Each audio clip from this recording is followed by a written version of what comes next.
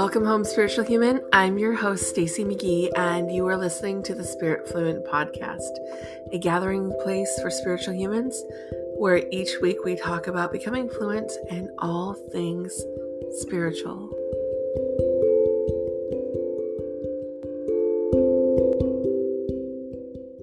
Hello, spiritual humans, and welcome back.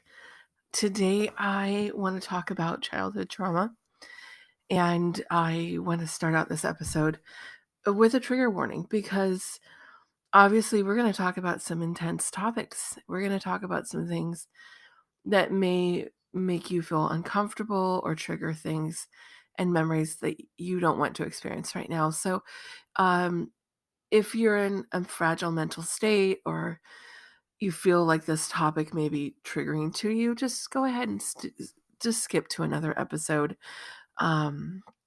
because sometimes things can just be too much for this. And I don't want anyone to be triggered by these topics. But at the same time, this is a topic that must be addressed. This is a topic that has become increasingly important to discuss. I was a child of the 80s. I was born in 1979. And as I grew up, there were common phrases that were said to me as a child. The most common one was, "Suck it up, buttercup. It'll be okay. Buck up, pumpkin. Big girls don't cry. Big girls aren't sad." And these myths that we are not allowed to protect, these myths continue to be perpetuated in today's society, telling us that our emotions and our feelings are invalid, that we are not allowed to process them as we see fit, that it is not okay to explore certain emotions that we experience and to understand them, that everybody goes through something difficult. So, why are you making a big deal, right? And those things are so harmful. They keep a spiritual illness alive inside of our body. And that spiritual illness is childhood trauma, is the destructive emotions that are all fear-based emotions that make us weep inside, that trigger things that we don't even understand. And then we become adults and we're like, why am I sick? Why do I have muscle tension in my neck? Why do I have kidney issues and stomach problems and skin problems? And we don't realize that the trauma that had occurred years ago was trauma that is ingrained in our bodies.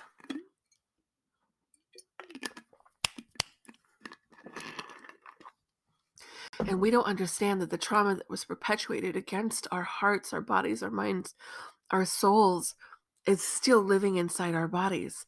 And I've talked about this in my soul fracture class. And if you're interested in that class, we are doing another repeat of that soul fracture class. So come join me for that. But we don't understand why we feel so disproportionately lost, why everybody else is able to function normally and we are not. And perhaps we are all just a little bit better at hiding some of that trauma than others, but our bodies do not hide this trauma. And it is reflected in illnesses. It is reflected in imperfections like acne and struggling with gut issues. It is reflected in the tattoos that we place on our bodies and the piercings that we receive as our subconscious attempts to heal who we are. And yet we don't fully ever heal. And I know for me, I continue to get these back spasms, and I am getting massages like nearly weekly at this point, thanks to some awesome friends who see my struggles and who are valiantly stepping forward to support me. My muscles were so tight, they felt like rocks, so tight that I would lose sensation in my hands and my fingers because of the crushing force of the trauma that was ingrained in my muscles. And now it's just amazing that I can move my head and my neck a little bit better. Um, and it doesn't hurt as much. But, and I may have talked about this before, but very interestingly, I enjoy playing a video game called Fortnite with my kids. I know it's a little bit childish, but it's fun. But I've realized recently I can't play that game anymore because my muscles tighten up and I hold my breath and I'm looking around for people to shoot. And I realize it triggers muscle tension in my body. I realize that driving down the freeway, the traffic triggers muscle tension and makes me hold my breath. And I don't breathe deeply anymore. And I wonder how many of you breathe deeply. How many of you inhale deeply, breathing in the beautiful energy and smells of the world, and exhale out? Or are we just breathing within the top parts of our chest, barely allowing enough air in to sustain our bodies, but certainly not enough to process emotions or to be healthy?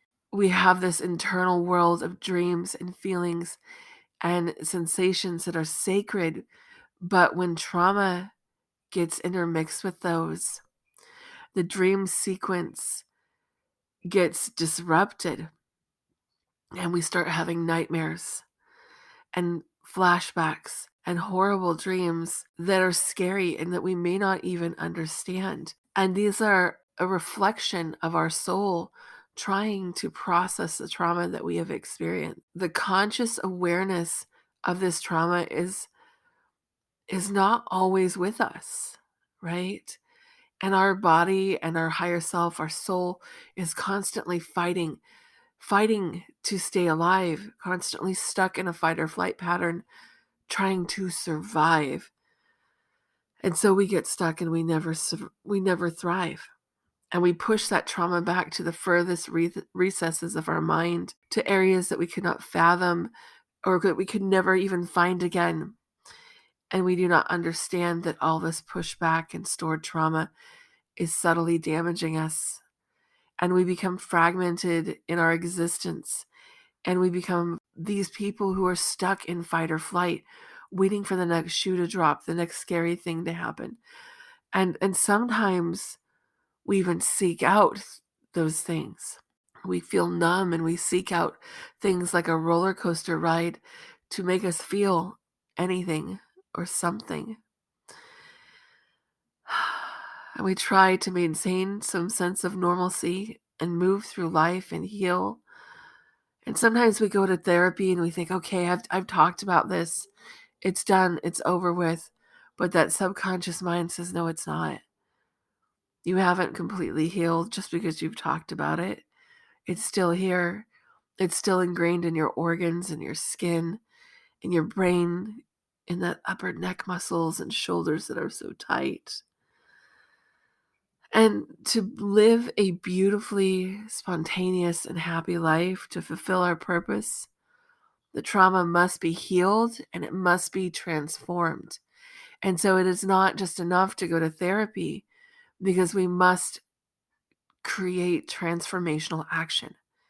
And within that transformation from trauma, it will alleviate the symptoms with physical and emotional and spiritual things from our nervous system, from our very souls, so that we can regain the capacity to physically and spiritually process and self-regulate and allow our emotions to start uplifting and expanding our world and our universe, rather than dragging us down to this gulf of misery and endless woe. And then we are able to learn from these experiences. And through learning, we can help others. Through learning, we have this great understanding of who we are, both physically and spiritually, of how strong you really are. Because you did make it out the other side. You may be a little bruised, a little battered, a little worse for wear, but you are here. And that is a plus, right? Even though it feels like sometimes it's not. I want you to take a deep breath and allow yourself to face life with courage and trust. a profound courage and trust that will allow you to move forward in a profound and beautiful way. Trust yourself to turn something ugly into something beautiful, to erase the fear and the anxiety and the pain and the sadness and bring forth something beautiful. Because with every storm, there is a rainbow, and every forest fire, there is new growth. Trauma is horrible, especially when it's perpetuated by the adults that have a sacred responsibility, a sacred trust to protect us, to help us learn and to grow as humans and spiritual beings. But trauma provides a beautiful opportunity for an amazing transformation.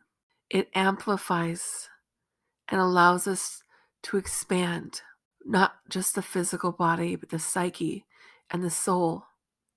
And sometimes we must go to hell and back to know where heaven is and to create a bridge between heaven and hell, to unite both polarities as we bridge the gap that trauma can create, to gently heal, to unite and reunite, to transform the ugly into healing. And healing is not an overnight thing. And you won't be healed by one session with a therapist or one session with energy healing or massage. Sometimes it takes time. Sometimes there's a gentle expansion and a contraction. Sometimes it's more. It's a gradual process full of twists and turns. Sometimes it takes years, and there's so many layers to those things. I say that trauma is like an onion, and every time we peel back a layer and we cry a little and we release and we realize there's more to peel back, and we keep peeling back layer upon layer. And sometimes that trauma is not even ours. Maybe we get through our generational trauma, but there's the trauma of our ancestors ingrained in our body and imprinted on our DNA, and we must heal that. Don't expect overnight healing.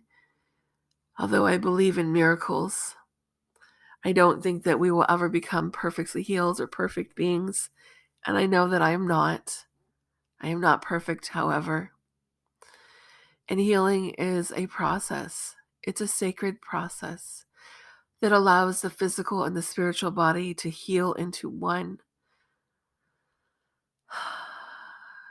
And that takes time. And so, my spiritual humans, I send each and every one of you healing. Healing from the depths of my soul to yours. Healing from the horrible things that have happened to you along the journey that you have experienced in this world. A profound healing that allows you to grasp and understand who you are once again. To find peace within your hearts and your souls. To forgive yourself and others if needed, but mostly ourselves. To stop asking the questions of why and start allowing it to just be. Not to judge ourselves for our imperfections, but heal ourselves and allow our strengths to come forward. Because, my beautiful spiritual humans, you are capable of healing on the most profound levels. And maybe you don't know that yet. But I promise you, if you've ever witnessed your body heal a cut or a bruise, that there is evidence that your body knows how to heal. And it knows how to do it without you telling it how to heal. We just sometimes need to get out of the way. And to get out of the way, we must release. Release the experiences, the judgments, the fears, the criticisms. Take a deep breath and tell our bodies that we are ready to heal, that we are ready to take back our lives, that we are ready to heal ourselves and the world around us, that we are stronger than we ever thought possible, that we will not take no for an answer, that we will not only heal ourselves in a profound way, but each and every person that comes in contact with us, that they might feel healing just by being in our presence. That we will stand up and fight against the things of this world that are damaging and harmful, against the people that cause damage and harm to the innocence of this world, that we will no longer tolerate a world that turns a blind eye to pain and injustice, that we will be the ones that bring the healing forward, that we will take the first step to heal generations of childhood trauma, and that we will be the ones that say no more. This is no more. We will no more allow these traumas to perpetuate throughout our family lines, that we will take a deep breath and be gentle with ourselves, as gentle as the summer breeze, as gentle as a creek flowing, as it washes away all the pain and cleanses the earth. So, my spiritual humans, I would invite you to come join me. I have a free healing class coming up on childhood trauma, and it's listed under my website under classes. And I would love to have you there, because I feel like if we heal what's broken within us, we can heal the world around us. So join me on April 8th at 6 p.m. This is Arizona time, same as Pacific. Classes, again, are almost always free on my website, but donations are always appreciated. So hopefully I will see you there. But if I don't, just know you are capable of healing, and you are perfect just the way you are.